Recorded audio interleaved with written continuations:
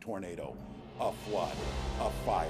After the pandemic and civil unrest in 20 and 21, it became very visceral why we needed this. You never know which day it will be needed, but you can be assured that we will be ready to respond to the multitude of disasters and incidents that can happen at any time.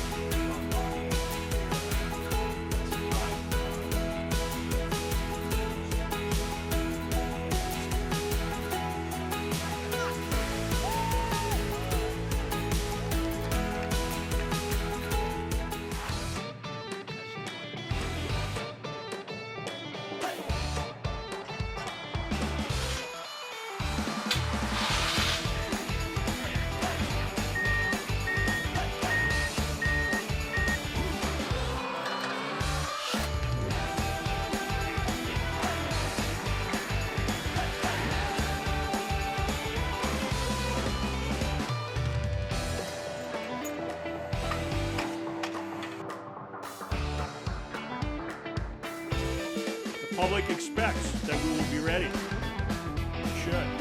This will be more than just a building. This facility will stand as a very real example of what they public safety for all. That's really an exciting moment in our history.